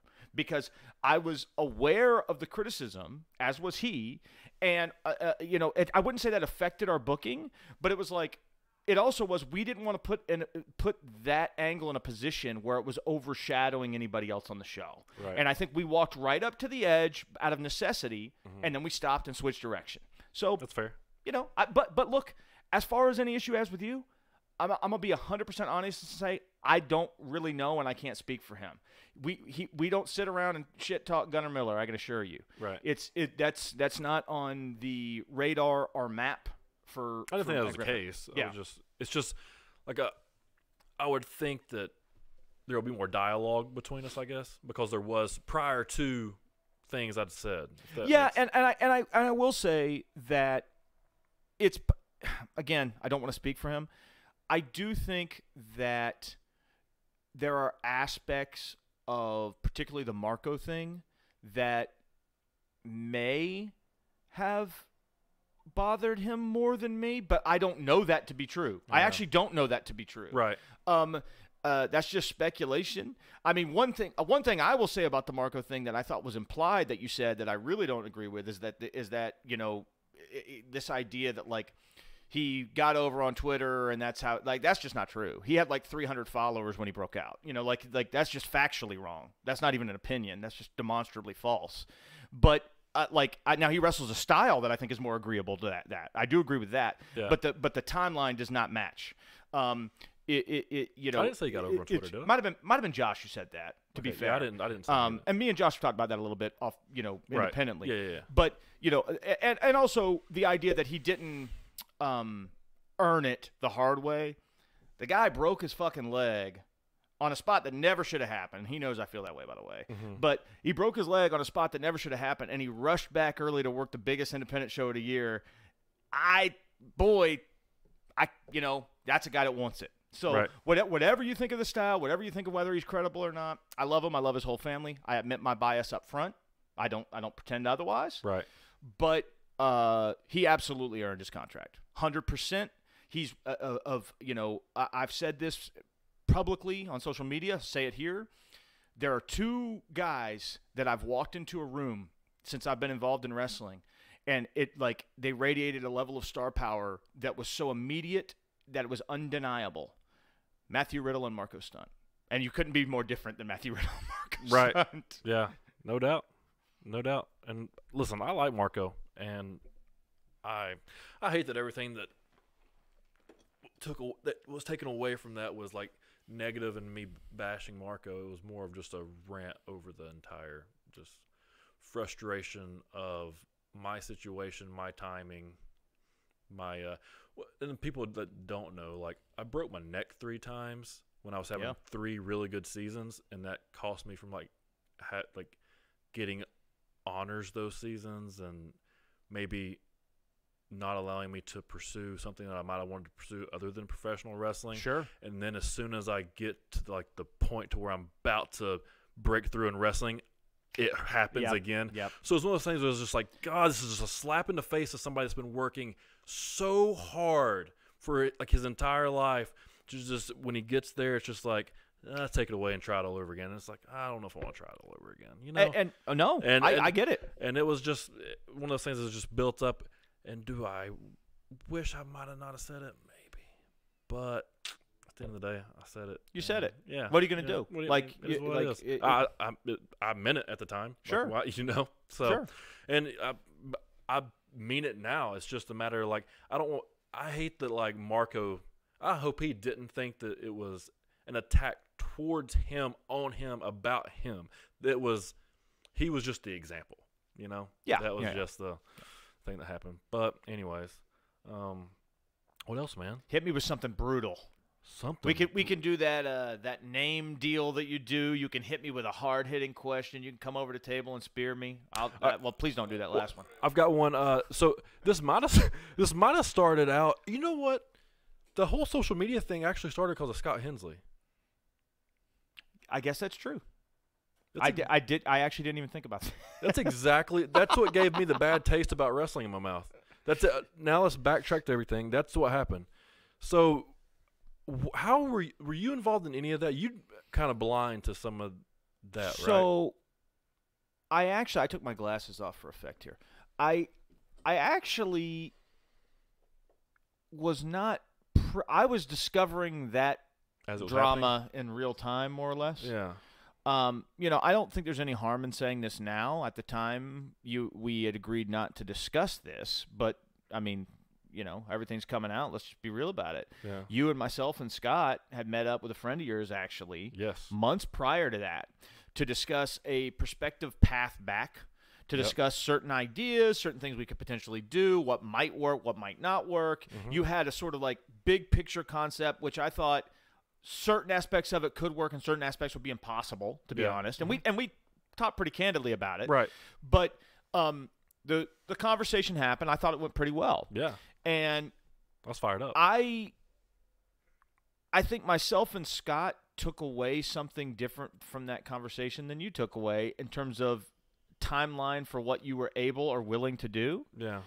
I'm not sure I took away exactly what Scott took away, but I also don't think I took away what you took away. I think I was kind of in between. Right. Where I thought you had sort of said, yeah, I'll do something at my school. Maybe I can't have a match, but I'll do something physical or whatever. I literally don't, to this day, I don't know if I thought, imagined that or if it was a thing that actually happened. I have no fucking clue, and I don't pretend to know. Scott thought way farther in the other direction, and I don't know if you thought, no, this is definitely not going to happen, or if the timeline changed. Because here's another thing a lot of people don't know. At that point, with your injury, you were treating it a lot differently than the original expectation. Because if I'm not mistaken, it was like when the injury first happened, the fear was that it was a PCL, MCL, and ACL. Yes. I remember that very distinctly. Yes. And I don't remember exactly what you told me that day, but you had told us that certain things that you thought were going to happen had not happened yet and may not have to happen. Yes. So the timeline seemed a lot different. Whether assumptions were made based on that timeline were unfairly, that's different. I would never have posted any screenshot publicly. I totally was against that. I don't, I think I just don't like that kind of shit. Yeah. It happened. I wouldn't have done it. I still wouldn't do it. It is what it is. So here's why I did it. And he did it first, to be fair. Did he? He posted, I'm pretty sure he posted the screenshot first and blacked stuff out. Oh, that's right. That's why So that's not a shot at you. I mean, I guess it kind of is. Yeah. But really my point is I thought Scott was wrong to post the screenshot. Now, to this day, I could swear that we had agreed to something different at that meeting. But I will also be honest and say that the dialogue was a lot different, and I was of the opinion that you should not come back until August. I felt that very strongly at the time. So. Right. So I remember getting a phone call from my coach with zero more conversation since that meeting. I get a phone call from my high school football coach, and he's like, hey, man, so me and you are going to be doing something together at the Scenic City. I heard you're going to be involved. Can't wait to have you over there. I'm like, what are you talking about? And he's like, the East Ridge show. You're going to be there. You're going to do something, blah, blah. I was like, no, I don't think that's the thing. And then I get a text from Scott, and he's like, hey, pretty much saying that I'm the reason we're getting East Ridge. Something along those lines of like, hey, I've used you and your name for Coach James. We're going to use you to get you in there. One of those type things. That just rubbed me the wrong way. Now I am almost positive you told Scott to use your name when he contacted that coach. But I do think he should have told you that he had done it. Right. Like I will say that. Well, as far as like me being there. Oh well, yeah. I mean, if you didn't agree to it, you didn't agree to it. He was like, hey, you're going to be there on Friday and Saturday, and I was like, what are you talking about? Like I was like, he booked me for the pep rally show and the other show. an assumption, and I get it. I mean, I'm a Scenic City guy. I've always done every Scenic City show up to that point, you know? Sure. So I get the assumption, but I just thought it was like, it made me look bad because I was trying to protect my comeback. Yeah. Oh no, I know. I remember we had a long talk about it. Yeah. So I totally get that. That was one of the reasons why I didn't think you should come back till August. Right. Even if you were healthy enough. Yeah. I felt very strongly that you shouldn't, and that's not me throwing Scott under the bus, by the way. Yeah. And especially because Scott does legwork I would not do. Scott deals, and this is not a knock on the schools. I love that we have them. It's great. It's wonderful. I love that we raise money. Yeah. I could not deal with that end. That's My God, tough. there is no way on earth. Not just because of my potty mouth, just as a practical matter, I could not do it. Yeah, that's tough. So this is not me throwing Scott under the bus, but I think there was kind of like a three-way miscommunication there. I think every single one of us came away with something different, and I think the big issue is that you and I really didn't talk that much after your injury. We did not talk at all, but it would be like a sporadic text here and there. Yeah. You know? And I talk to you more than anybody. Yeah. You know, if that makes sense. You know? Yeah. Yeah, man, it's just a weird time. That was just a whole weird thing. Oh, well. It was. Now. Water under the bridge. It's over. Yeah, water under the bridge. But yeah, okay, yeah, so we do a little word association on chat. Well, not chat with Gunner. This will be the first word association on chat with Let's Gunner. do it. I'm breaking ground here. And I usually just throw names out. I had some written down when we first started doing them. Now I just kind of throw names out of the hat because it's hit me with them. about the same group. So, all right. I usually stick with my group of friends. That's usually the easiest. So we'll start with Jeff G. Bailey. Probably the best pro wrestling manager of all time, actually. I mean, Jimmy Hart in Memphis may have been better in the sense that the entire territory ran around him, especially after when Lawler got hurt. They just sort of had to plug and play with the heel of the day that they could give Jimmy to, or give to Jimmy, rather. Heenan was obviously excellent. Jim Cornette's excellent. There's some others. Jeff never got the platform those guys got, but there's nobody I'd rather watch cut a promo on the planet, living or dead. And I think he is a legitimate pro wrestling genius. Even on the occasions when I don't agree with Jeff on something, I learn something from it, if that makes sense. Yeah. And on top of that, Jeff and I have similarly bizarre cultural and aesthetic taste. So Right. We're also South Carolina guys. You know, Yeah. I grew up in the Low Country. I was born in Chattanooga, but I grew up my whole life in Charleston, and he grew up, I think, closer to Columbia. Right. Okay. Dan Wilson. Also a very, very, very smart wrestling mind. Dan was one of the first guys that would kind of come to me. Well, that's not entirely true, but he was one of the first guys right before I got in that would come to me and be like, here's what we're doing for an angle. And it wasn't even necessarily like he was looking for advice, because Dan was going to do what Dan was going to do, right? Right. But he was, you know, he was looking for, I think, maybe some general feedback, and like Dan a lot. Good dude. I'm glad he's doing the horror thing. That's his other passion. I think he was fed up with a lot of the bullshit in wrestling when he got out. And I think he got out at a time that was good for him and on his own terms, and I respect the hell out of that because so many guys don't. Dan Wilson's great. I have nothing bad to say about Dan at all. All right. Josh Massey. I got a lot of bad to say about Josh. No. This is a tough one, man. Josh is really tough for me because I wouldn't be in wrestling if it wasn't for him. And we've always more or less had a good relationship. But obviously, like, he's no longer with Scenic City. Yeah. And, you know, he's told, you know, he said his piece about it here on the show. And, you know, what he says is that he didn't delegate enough. I think that's a fair way of characterizing it. You know,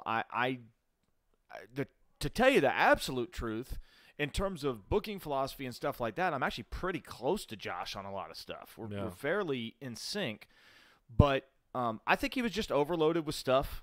I think he was way over his head, and he's talked about this himself again on this show and elsewhere. I think he was absolutely way over his head with things related to Scenic City and real life more so even than Scenic City, I think, in some ways. And it was a situation where myself and Scott knew that I think he was more or less checked out anyway. Yeah. In the sense that I think he'd reached his point where I think he still wanted to do it because he wanted it to be a thing. But I think he just was he was ready. He needed a break. He needed to be done. And it's really tough for me to talk about. I mean, I'll say this flat out. The night of the 2018 Scenic City Scenic City Rumble was horrible. Because that was the night where the Ottawa. That's right. The show was good. I think you wrestled Matt Lynch on that show. I did, yeah. But that's kind of where everything happened, and things just sort of fell apart that night. And it wasn't like a personal issue, but Josh had clearly reached the end, Right. and like there was no way that we could go forward, as a 3-person group. It just was not going to happen. Yeah. And it sucks. I think he's was an extremely underrated pro wrestler. I think he had a great mind for wrestling. The Scenic City Invitational would not exist without Josh. I would not be in pro wrestling without Josh. You would never have been in pro wrestling without Josh. Nope. So I think he has left an indelible mark on independent wrestling. I just wish that the situation had not gotten as stressful and bad as it did at the end, because it's created a situation where, like, we're still friendly. I would even consider Josh friend still, but there is certainly kind of, I think, a little bit of awkwardness because of how could there not be? Right. We used to work very closely together. It's not even fair to call it a falling out. It's I'm not going to talk about all the details of it publicly because I don't think they need to be talked about publicly. And it wasn't. It was something that was resolvable, but that was a terrible week. That in particular, that day is the worst day I've ever had in pro wrestling, and that sucked. I wish that my time learning from Josh and my time working with him would have ended on a high note, not a low note. That's probably and again, that's not a knock on him. Yeah. I just wish it would have ended on a high note, not a low note. And I wish that all that sort of stress and anxiety with everybody, myself, him, Scott, everybody, had not gotten to that point. Because there were ways there were problems that could have been solved in advance, Right. that weren't solved. And some of that, and I'll be honest, 2018 as a whole, like, a lot of people criticized Scenic City that year for a lot of things. Oh, the house is down and so. Well, let's talk about that a little bit. There's sort of a mythology about the Scenic City Invitational that's like, 2016 and 2017 did these huge houses, and then like 2018 and 2019. Well, guess who ran the tickets for those shows? Right. I can tell you that in terms of actual numbers, 2018, which I was not happy with in a lot of ways, actually did almost exactly the same numbers as 2016. 2019 did a little bit more than 2016. Right. 2017 was by far the biggest success. I will never say otherwise. Agreed. But there's a lot of mythology there, and a lot of that came down to people working the refs. And, you could do a nudge and be like, oh, I think we did this in this building and blah, blah, blah, blah, blah. And also the configuration. East Hamilton, just frankly, I love Saudi. Jared is awesome. Yeah. He's like my favorite guy on the planet, or one of them. But East Hamilton has that tighter look, and it just looks more full. Yeah. That's just a fact. This will sound like promoter bullshit. It's actually 100% true. I have the numbers to back it up. Yeah. But my point in all this is 2018 was a total rebuilding year mentally for the entire team. That's when Matt Griffin came on board. We were trying to figure out what we could move forward with, and then in the midst of everything, after Josh had left, and we're trying to figure out, how do we want to go forward with certain relationships with certain schools, with certain talent, whatnot. In the midst of that, you and Kyle get hurt. Yeah. So that was a tough year. And while I don't think the tournament was bad that year, I think it was actually a good tournament.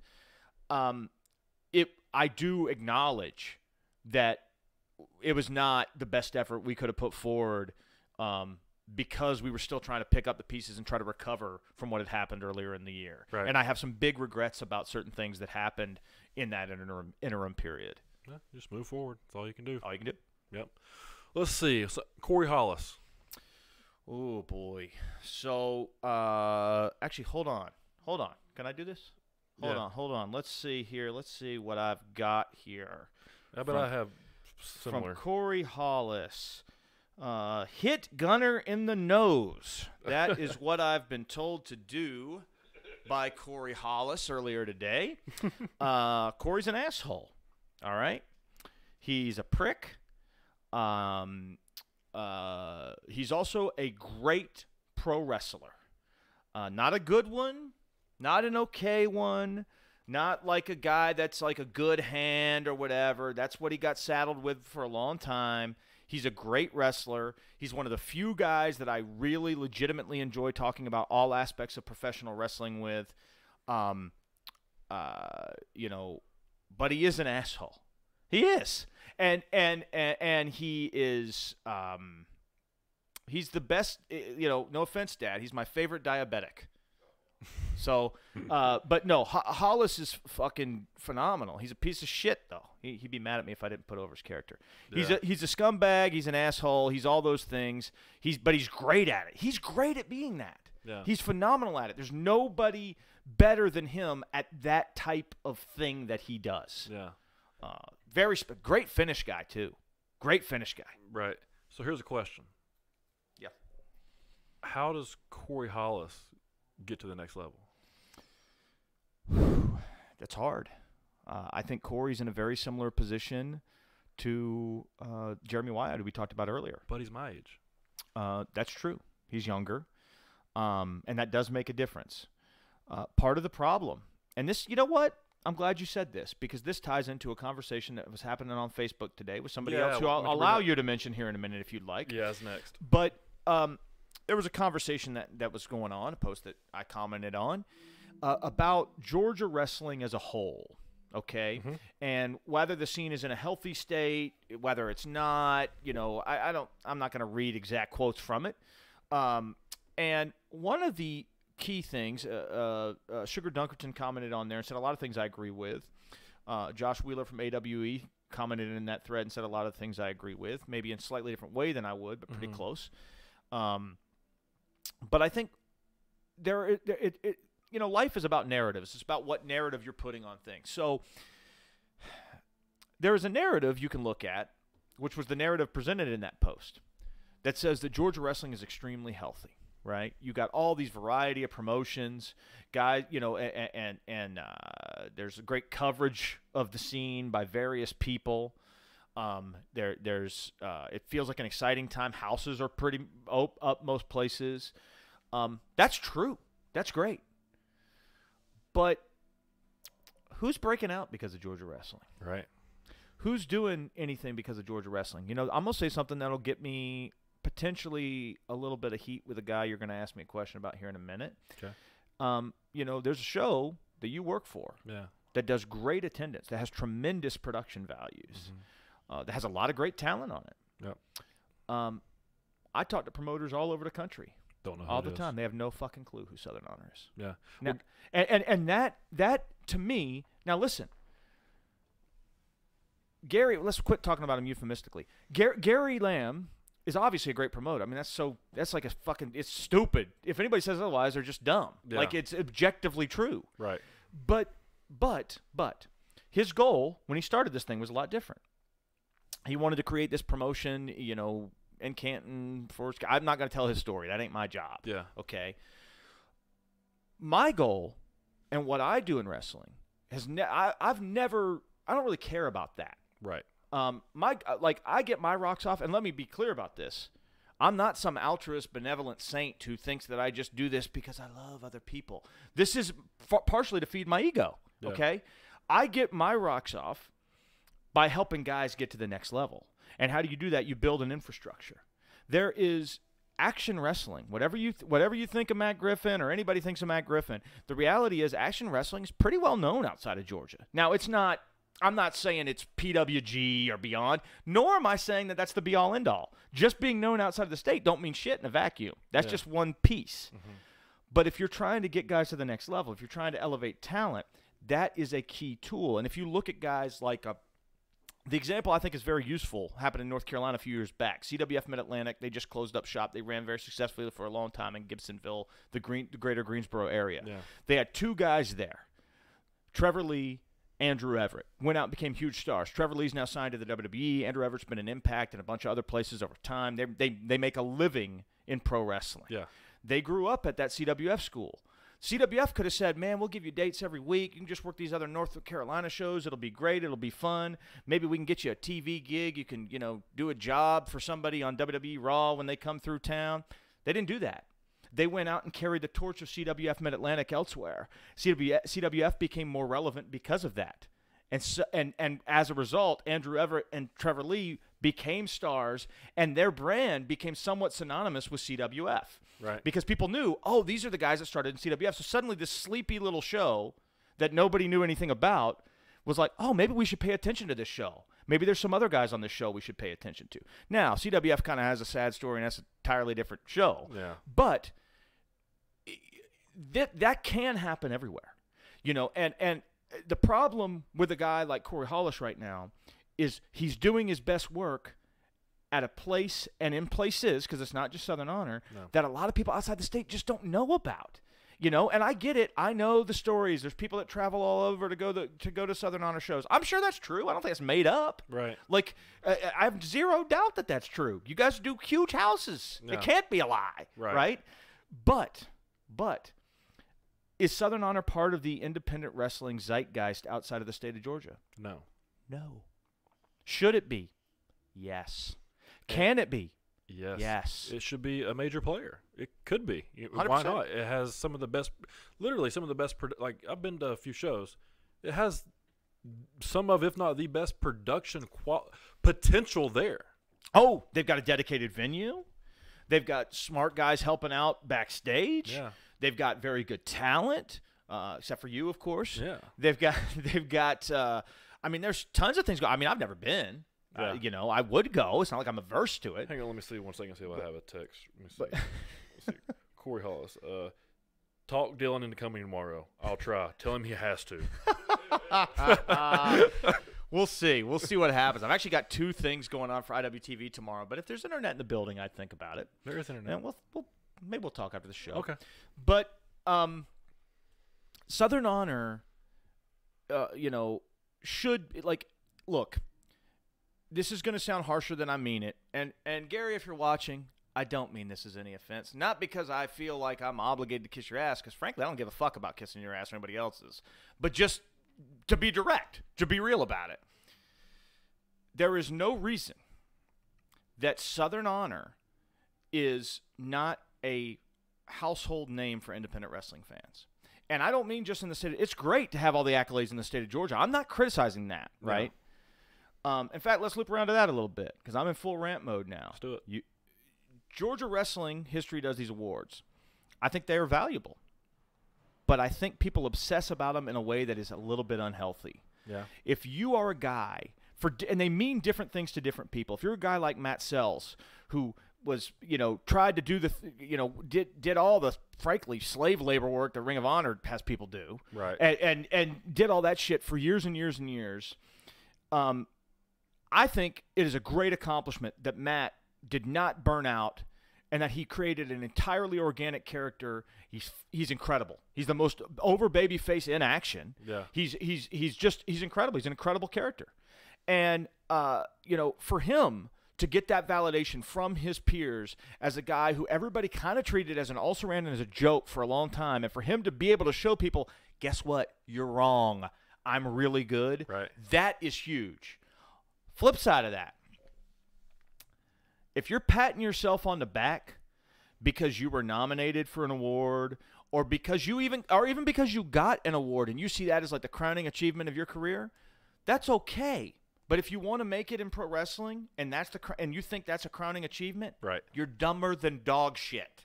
Yep. It doesn't mean anything outside of the bubble of Georgia.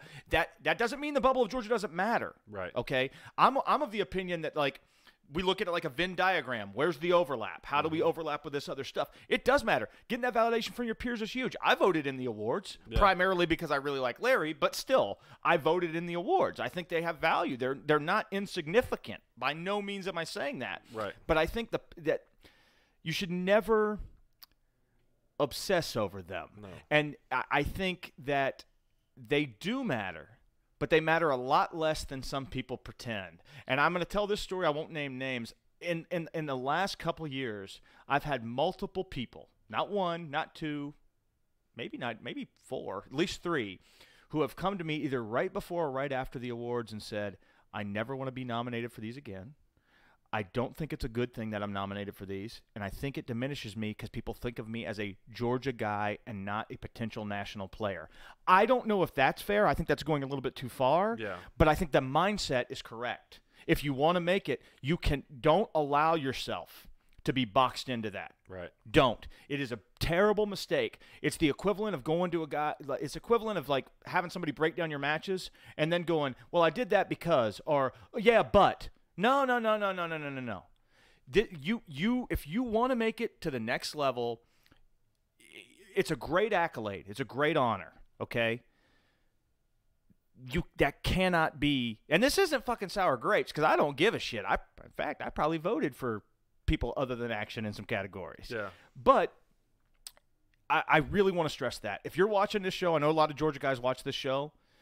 If you're watching this show, please, God, do not content yourself with being just the best in Georgia. Mm-hmm. Don't do that. And don't think that Georgia is going to help you break out. Because if you look at the guys from Georgia that actually have broken out, most of them broke out because they went other places, and that's where they actually got their opportunities. There's a lot of back padding and circle jerking about shit. Guess what?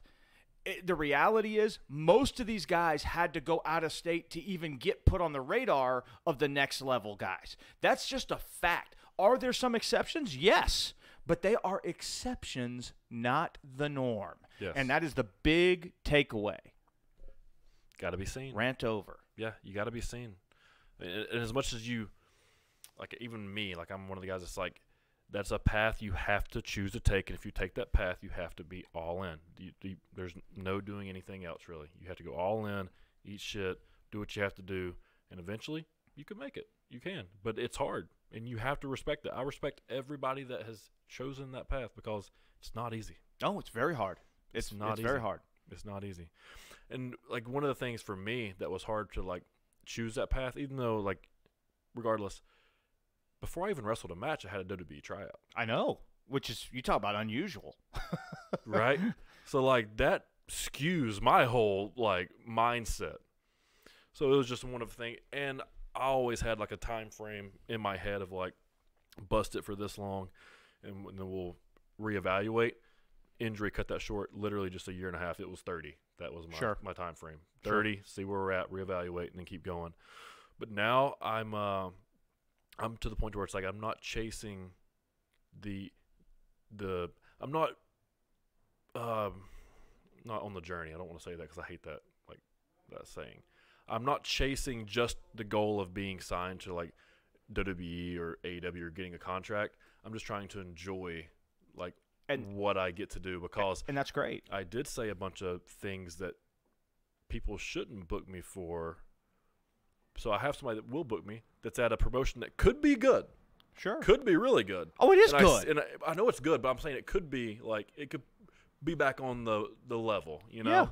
Yeah. And I just think it's fun to do it once a month. I'm going to reevaluate at the end of the year and see how I want to do, like, 2021, if I want to be like, all right, let's see if I can eat shit and go tell everybody I'm sorry and you know, I'm actually a good guy, like, y'all know that, and go do it again. We'll see. But I'm content with where I'm at right now, and I really just want to, like, help people there and just, like, make that show. That's good. That's good. Listen, but that's a completely different mindset than, like, wanting to make it. Because if you want to make Correct. it, you have to, like, a guy like Corey, he can't have that mindset. No, you can't. And here's the thing, just say his name. so I can talk about him? Gary Lamb. Thank you. Okay, I was playing the game. I was trying to stick to the game there. I don't know Gary. I've had virtually no interactions with him. I think people perceive that I wouldn't like him, which is weird to me because I don't know why I wouldn't like him. You know this about me. I get along with virtually everybody. Right. Probably to my detriment at times. And like I think he's clearly built something very big there that could be even bigger. Right. And I'll just say it flat out. I hope that he wants to help make it bigger. One thing I would say, and one thing I liked about his post today, which I thought was useful, was, look, I don't take offense to guys taking shots at Scenic City, action, any shot. Like, to me, it's just like whatever. Yeah. Do I think it's smart over the long haul? No, because I think it creates networking problems. I think it creates a situation where there are guys you might book that might be seen as your guys that get blamed for your shit. Mm-hmm. But I ain't his dad, and I ain't here to tell him what to do. Yeah. And I think he obviously knows what he's doing to one degree or another, or otherwise Southern Honor wouldn't be drawing so damn well, right? Right. So who the hell am I to tell him that he knows that I know better? Yeah. What I would say though is I think Southern Honor it is not even close to what it can be. Right. It's not. By the way, I don't think action's close to what it can be. I think action has barely scratched the surface. We got that WrestleMania show we're doing, this joint show with Black Label Pro coming up, like WrestleMania weekend at part of the collective. You know, we got a show 2 days from now, Saturday, as we record this. Yeah. There's going to be more shows, I think, in 2020 for action than there's ever been. I think a lot, I just don't want people to get content. And I think look, I'm just going to say it. This is not even really directed at Gary. In fact, it's not directed at Gary at all. It's directed in general as a broader audience. Yeah. I believe that in 2020, you have an obligation as a promoter, okay, to not just build your town or do whatever, and everybody's goals are a little bit different, but also to your talent to try to get them out. Now, unless it's just a show with 40 milers don't give a fuck, in which case, whatever. Right. But if it's guys who actually want to make it, you have an obligation to them. Maybe you're the place where they learn how to get better for the next level. Maybe you're the place where they meet some people to network to go to the next level. Maybe you're a place that's so plugged into the next level that they can get them more and more bookings. But if you're not doing one of those things, and you, to me, you can't be a big show. Yeah. You can't, because you've put yourself out of the game. Right. You've put yourself entirely out of the game. That's not directed at Southern Honor. It's not directed at Southern Fried, Peach State, any show in Georgia. It's not directed at any particular show at all. It's just a general observation, because I think there is a mentality, particularly with older promoters in the Southeast, of which Gary is not at all. Right. But I think there's a mentality with older promoters in the Southeast of, I've got to run my little fiefdom. I've got my little town, and as long as I do a good crowd every 2 weeks, blah, blah. Listen, that's wonderful, and I'm not telling you you're wrong for that. You can do that. You can tell your little compelling stories or whatever, and that's cool. But at the end of the day, if you're not doing something to advance the interest of your talent, you're going to end up working with guys who absolutely suck or they don't care. Because the guys who fucking matter and are actually good are going to get onto that shit real quick and get out. Yeah. And I think that's something that I want to see more of in the Southeast. Just in general. That's one thing that Matt Griffin and myself, I think, frankly, are very good at, is we want to book guys and want to present guys who want to get to the next level, and we want to try to help develop a platform that can get them to the next level. I've heard some people say that, we have a high opinion of ourselves. Yeah, I'm talking to you, Clint, and I got no problem with Clint. He thinks I do. I don't. But, realistically, it's actually not that I have a high opinion of myself. I do about certain things, sure. Yeah. But it's more that I think it's shocking to me how few people that are in this game understand what the game is. It's shocking. And I think it's a massive indictment, and people should know better. It is a game. It's 100%, and it's not checkers. It's chess. It's a game. And if you don't want to go all in and play, it's a hard game to win. Very hard. You can't procrastinate and study last minute and pass this test. No. And the game changes all the time. Yeah. That's the thing. Right. It's constantly changing. Yeah. Well, Dylan, we've been crushing this for a while. Oh, we've been going for a minute, I know. I'm going to wrap this thing up unless you have anything else to say. Let's do it. Let's take it home. You're going to give me an opportunity for some cheap, egregious plugs? I want you to do it all right now. All right, let's hit it. So you can follow me on Twitter if you want. My personal account, at Dylan Waco. That's DYLANWACO. Go over to independentwrestling.tv. Support what we're doing. There's lots of great promotions from all over the world, quite literally. Maybe some more promotions soon. I don't know. Yeah. I know of one that would be cool to have, and I actually know quite a few that would be cool to have. Yeah. So IWTV, check that out, IWTV.live or independentwrestling.tv. You can check that out. We've got Action Wrestling coming up in a couple of days. That's going to be a huge show. Kevin Koo versus AC Mack. That match that might even interest you a little bit. Yeah, pretty good match. Yeah. That's our main event for that show. Check out the details on that at Wrestle Action and the #1 on Twitter. Follow SCI Tournament at SCI Tournament. Scenic City Rumble coming up on February 8th. I'm doing my promoter voice now. I love it. That is going to be a big one. That is going to be a stacked show. The winner of the Rumble itself not only gets into the tournament, they get to pick their first-round opponent, so that's a huge thing. We're also doing Brett Eisen versus B-Boy 3, nice. A trilogy that is, I think, going to close in a huge way. Glad to have B-Boy back with us. Mander's going to be back, too. We got a lot of our heavy hitters. You'd really like Manders, I think. I was wanting to work him before he got hurt. Yeah, he's awesome. So we got that as well. And, of course, you can follow Southern Underground Pro at SUP_Graps. I like to talk a lot. And so we've been here for a long time. Yeah, I like to talk to you a lot. So, guys, that was Dylan Hales. I'm sure eventually one of these days we can get him back on here and go for another 4 hours. Let's do it. But in the time being, we're going to get out of here. Next week's episode, I'm going to go ahead and drop a title right now. It's going to be called Don't Be a Bitch. And we're going to talk a little bit about motivation, inspiration, and getting your shit together in 2020. So, Dylan, thanks for coming on, man. And next week, don't be a bitch and watch the show. Subscribe to the podcast. Follow the podcast. Subscribe to the YouTube channel. Go to iTunes. Give me a 5-star review. If you don't want to give me a 5-star review, fuck off. All right. Appreciate it. Bye. Good shit.